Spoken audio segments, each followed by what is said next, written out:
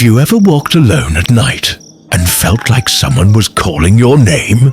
Not shouting, not screaming, just whispering. A soft, gentle voice that somehow still makes your skin crawl. This story happened to a guy named Artie, a college student. Pretty normal, nothing weird about him. He was just like you or me, busy with classes, projects, assignments, and trying to survive each semester without losing his mind. He had just moved to Bandung a few months earlier and was renting a cheap kos-kosan near Jalan Braga.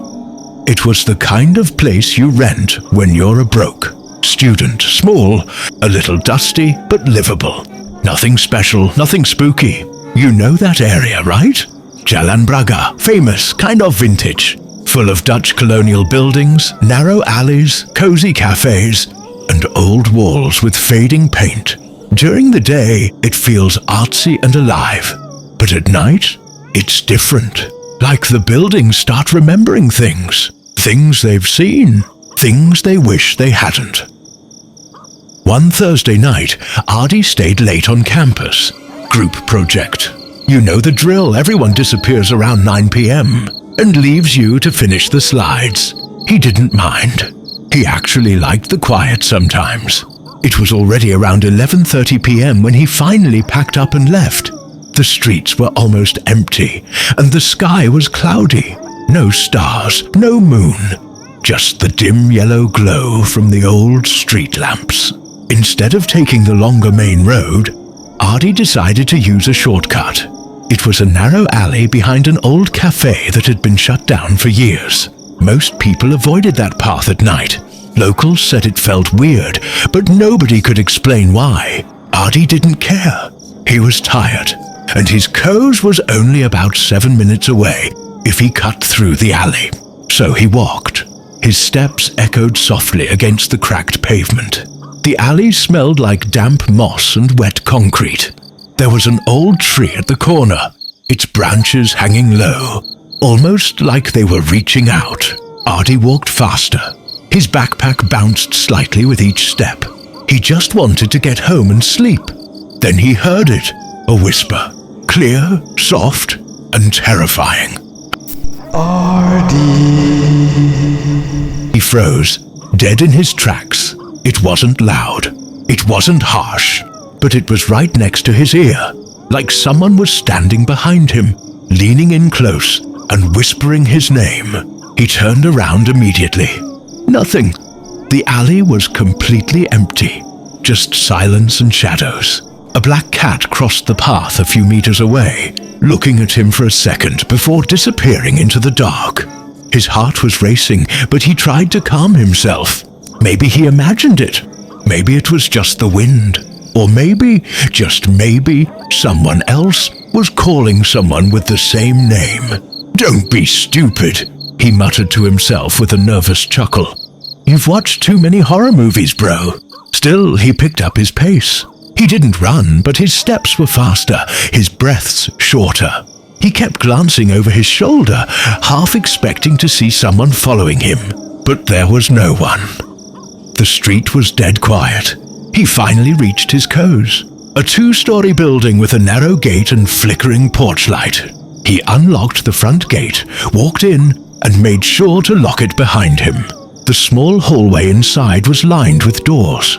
His room was on the ground floor, 3rd door on the left. He entered his room, locked the door, dropped his backpack onto the floor, and let out a long sigh. Home. He took off his shoes, rubbed his face and grabbed his phone to check his messages. A few notifications. Nothing urgent. He put on some music, just soft lo-fi beats to ease his nerves. The weird moment in the alley started to fade. Maybe it really was just his imagination or stress. He went to the bathroom to wash his face. The mirror above the sink was a little foggy from the humidity. He looked at his reflection. Tired eyes, pale skin. He splashed cold water on his face, wiped it with a towel, and stared at the mirror again. Then he heard it. Artie. He froze. The whisper again. But this time, it wasn't outside. It was inside his room. His eyes darted around. He slowly stepped out of the bathroom, heart pounding. The room looked normal. His backpack on the floor. His bed was untouched. His curtain moved slightly, but maybe that was from the window he forgot to close. He checked the window. It was already shut tight. No wind. No reason for the curtain to move. The whisper had sounded so close, almost like it came from just a few inches behind his ear again.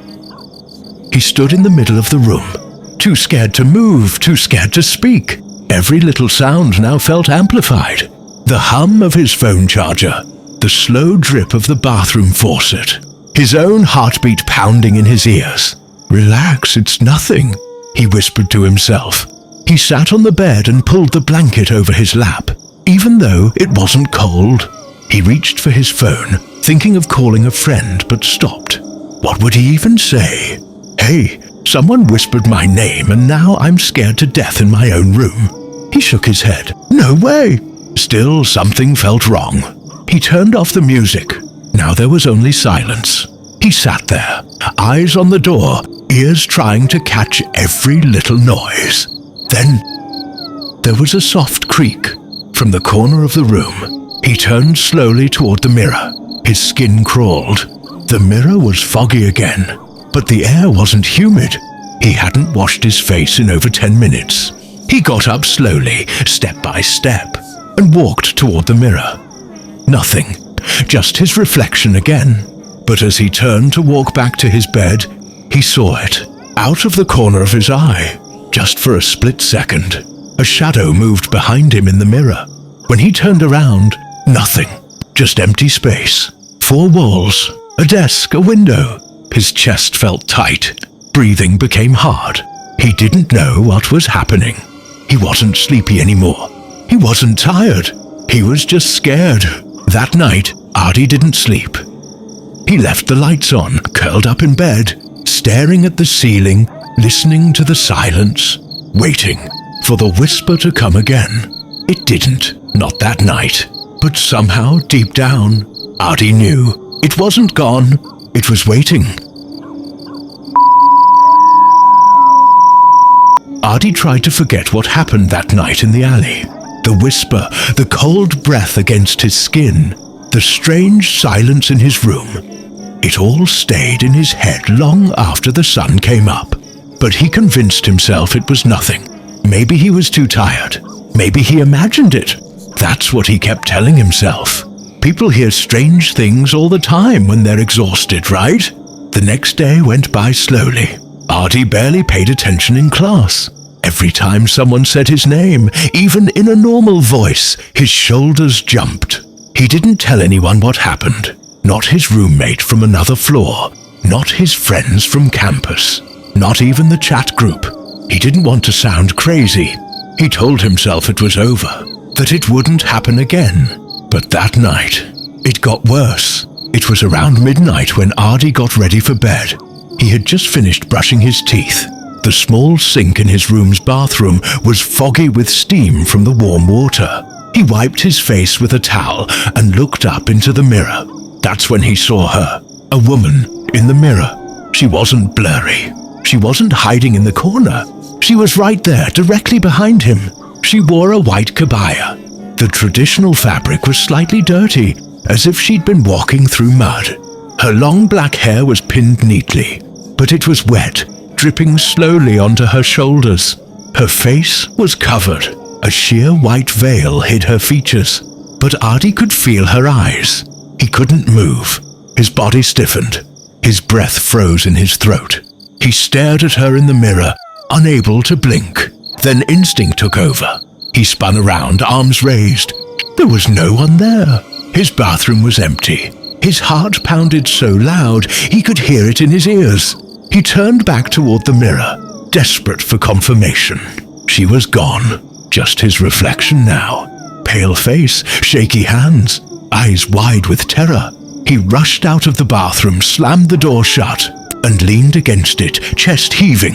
He stared at the main room. Everything looked normal. His bed, his desk, his clothes on the chair, his closed window. But nothing felt safe anymore. He turned on every light in the room. The bathroom, the desk lamp, even the flashlight on his phone. He sat on the edge of his bed and just stared. What the hell did he just see? He kept asking himself the same question over and over. Was it his imagination again? A trick of the light? But it felt too real, too clear. The detail in her kebaya. The way her veil moved slightly as if from a breath. Even the dripping water from her hair. His mind couldn't have made that up. He didn't sleep, not even for a second. By the time the clock hit 2 a.m., his eyes were sore from staying open too long. He lay in bed with his back against the wall, holding his phone like a weapon, scrolling through random videos to distract himself. Anything to keep his mind away from mirrors. Then he heard it again, a whisper, but not like before. This time, it spoke a full sentence. Artie, you left me. The voice wasn't angry. It was sad, like someone who had waited for too long, like someone heartbroken. Artie sat up instantly. He looked around the room. The lights were still on. The door was still closed. Everything looked the same, but the voice had come from inside, not outside, not from the hall, from the room. He slowly stood up, his feet cold against the floor. He turned his head, scanning everything. The closet, the window, the corner with his laundry basket, the mirror, that damn mirror. He walked toward it slowly. Every step felt like a struggle. His reflection stared back at him, but nothing else. No woman, no figure. But then he noticed something on the floor. Footprints, small, muddy footprints, leading from the mirror to his bed. His breath caught in his throat. His feet refused to move any further. There were at least 5 or 6 of them, each one clearly visible. Thin, delicate, like a woman's bare foot. The mud looked fresh, still damp. But how? His window was closed. His door was locked. Where did she come from? He backed away, refusing to look at the mirror anymore. He sat on the floor by the door, hugging his knees like a child. He tried to pray, but the words were shaky. He tried to cry, but no tears came. He stayed there until the sky started to lighten. When the first signs of morning arrived, soft bird song, faint blue light behind the curtain, he finally dared to move. He stood up, legs shaking, and looked at the floor again. The footprints were gone, just gone. He didn't sleep at all. When the sun was fully up, he finally stepped outside. The hallway felt safe again. Warm. Normal. He walked out of the chaos, not knowing where to go, but needing to be anywhere except that room. That day, he sat in a cafe with his laptop open, pretending to work, but his mind was somewhere else entirely. Was she real? What did she mean when she said he left her? He didn't even know who she was, and yet she knew his name. That was the part that wouldn't leave his head. She knew him. She was calling for him. She was waiting for something, and he didn't know why. But somehow, deep inside, he felt that this wasn't just some random haunting. It was personal, and whatever it was, it had only just begun. The next morning, Artie didn't go to class. He barely slept the night before. Even after the sun came up and the sounds of life returned to the street outside, something in the air inside his room still felt cold, heavy, wrong. He sat at the edge of his bed for a long time, just staring at the mirror. It looked normal now. No footprints, no whispers, no ghost. But he knew it wasn't over. Not yet. His mind kept replaying her voice. Artie, you left me. The words weren't just a whisper. They were a message. But a message from who? He decided he needed answers. Real ones. Not just theories in his head. Around 9 a.m., he went out and found Pak Joko, the old caretaker of the Kos-kosan. He was sweeping fallen leaves outside the gate like he did every morning. Artie hesitated for a second, then walked over. "Pak," he said quietly. "Can I ask you something?" Pak Joko looked up. His eyes were kind, but there was something behind them. something tired, like a man who had seen more than he ever wanted to. "You look pale, Nakati," the old man said. "Didn't sleep well?" Artie nodded. "Pak, this is going to sound crazy, but do you know anything about a woman, a bride, who used to stay here?" For a moment, Pak Joko didn't answer. He just stared at Artie, then slowly lowered his broom. "So you saw her?" It wasn't a question. It was a statement. Artie's heart skipped. The old man looked around, then gestured for Artie to follow him. They sat on a small bench near the back wall of the chaos, far from the rooms. And then, the old man began to speak. "A long time ago," Pak Joko said, "before you students were ever born, there was a young woman who lived in this kos-kosan. Her name was Ayu. She was kind, soft-spoken. Everyone liked her. She was engaged to a man from Jakarta. The wedding was supposed to happen right here in Bandung." Artie listened, silent. "But on the day of the wedding," Pak Joko continued, his voice softer now, "he never came. No calls, no message, just silence." Artie felt a chill crawl up his arms. "She waited," the old man said. "They say she sat in her wedding dress for hours, days even. She believed he would come back, that there was a reason, but he never did. And one morning, we found her." Artie didn't speak. "She had hanged herself," Pak Joko said, "in the back storage room, still in her white kabaya, still waiting." Artie looked down at the ground. His chest felt tight. "Since then," Pak Joko said, "strange things have happened, whispers, cold air, people seeing her reflection. But it's always the same. She only appears to those who walk alone, especially near Jalan Braga, especially men." Artie swallowed. "Why men?" The old man's eyes darkened. "Because it was a man who left her. That afternoon, Artie packed his bags. He didn't care about the rent. He didn't care about the unfinished assignments. He just wanted to leave. As he folded his clothes and stuffed them into his backpack, he avoided looking at the mirror. Every time he passed it, he looked the other way. He texted his parents, said he was coming home for a few days. He didn't give details. What could he even say? By 6 p.m., he was ready to leave. He slung his backpack over his shoulder, took one last look around the small room that no longer felt like his own, and opened the door. The hallway was empty. The lights buzzed softly. He walked fast, heading toward the front gate. Then he passed the mirror in the hallway and stopped. She was there again, not in the corner, not in the background, but standing right in front of the mirror, as if she had been waiting for him. She wore the same white kabaya, the same veil covering her face, but this time she moved. Slowly she lifted her hands and raised the veil. Artie couldn't move. He expected to see a face, but there was none. Just darkness, a black void where her face should have been, a swirling nothingness that somehow felt alive. It wasn't empty, it was watching him, pulling him. And then she whispered, "Stay with me." Artie ran. He didn't scream. He didn't look back. He ran out of the coves, through the gate, down the street, past the shops, past the parked motorbikes, past the old trees that lined the sidewalk. His legs burned. His lungs begged for air. But he didn't stop. Only when he reached the main road, full of people, traffic, and the familiar sound of honking cars, did he slow down. He never went back. Not to the coves, not to that street, not to Bandung. Later, he moved back to Jakarta, finished his degree online. He never explained to anyone why he left. Not fully. What could he say? That he had seen her? That she had whispered to him? That her face was a void of darkness that wanted to swallow him whole?